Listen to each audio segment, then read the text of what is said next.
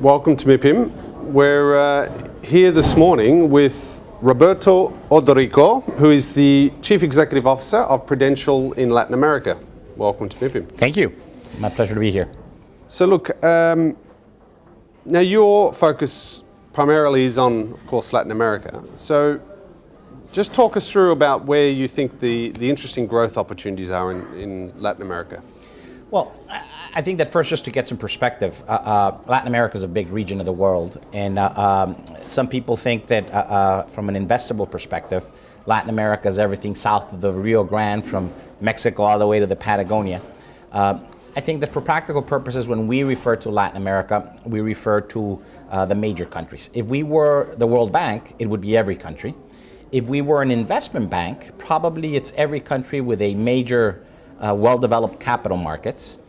So that would include Mexico, Venezuela, Chile, Colombia, Brazil, Argentina. So countries that have a well-developed capital markets. From the property perspective, we focus really on countries that allow us scale. So scale for us is important. And then countries that are growing with stability. So for example, and let me make some contrast.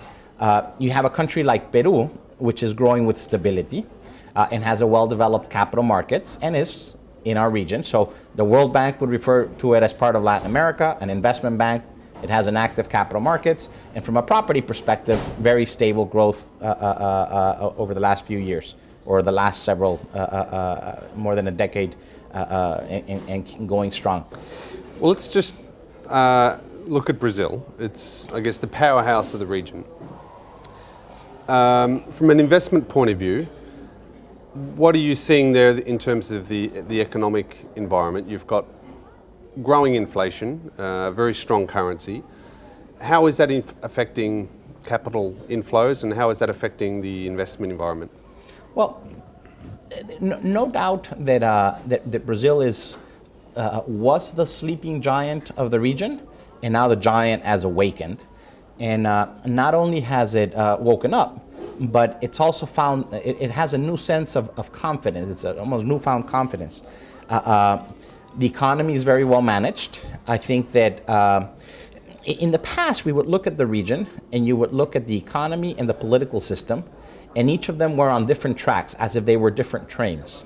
The countries that today are the most attractive are the ones that have managed to have the economic and the political train on the same track. So it doesn't matter if you have a left of center government, a right of center government, that the economy must be continuing to be stable. Brazil's gotten there. I would only say that Brazil is the giant of the south. Mexico is the giant of the north. And you really have to, it's not one over the other, it's north, south, and those are the two poles.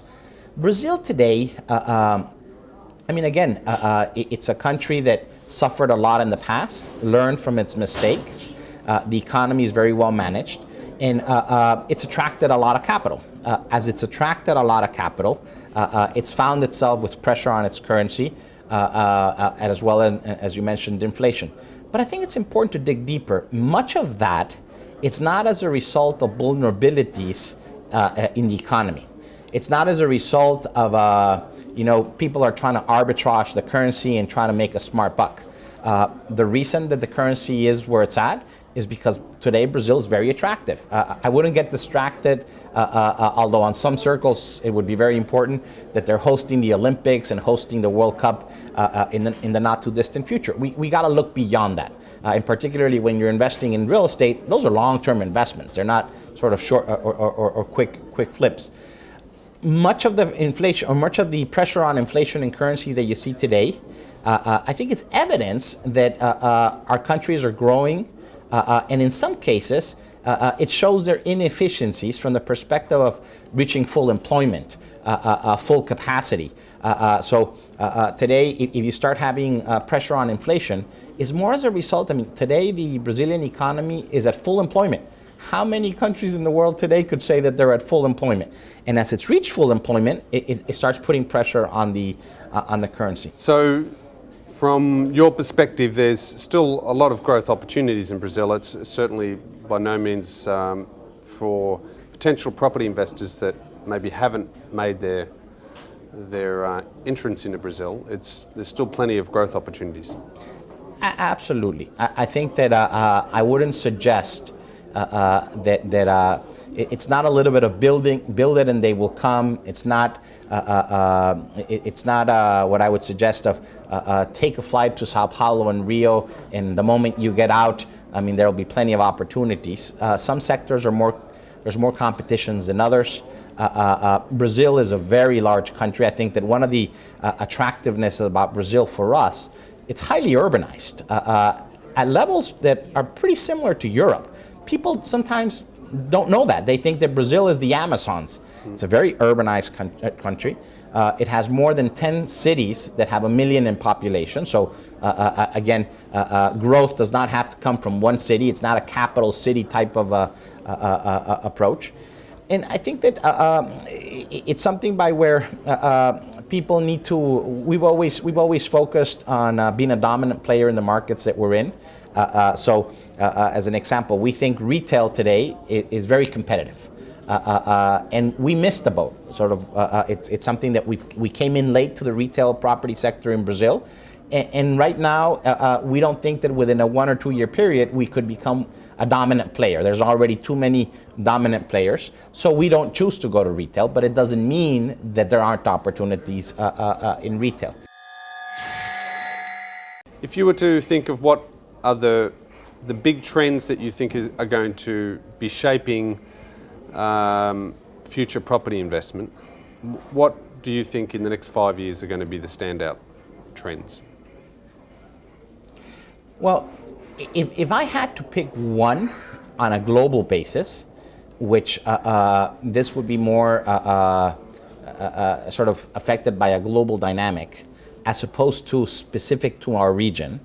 Remember, we're in a part of the world where we've been in a capital constrained environment for many years.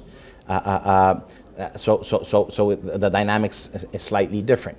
But in a global context, I would say that when I look at new trends, we're very bullish on debt. If you look at the capital stack, we think that over the next 5 years, and that's the term that you're giving me, there will be significant rollover, significant debt maturities, and we think that there's going to be opportunities there in different parts of the capital stack, where rather than just thinking about it from an equity perspective, there's going to be opportunities on the refinancing. I think that's something that from a trend perspective, it's more of a global trend in developed markets as opposed to just a niche in one individual market. No, so if I had to pick one, it would be debt. Mezzanine debt is something that we do very well. We're doing it in Europe and we're doing it in the United States. We don't do it in Latin America because there it's a greener market. But if I choose one, it's debt. All right. I think we've covered most of the points that I wanted to cover. Thank you very much for being here. Thank you for the invitation. Appreciate it. And we hope you have a good and very busy next few days at MIPIM. Fabulous. Thank you.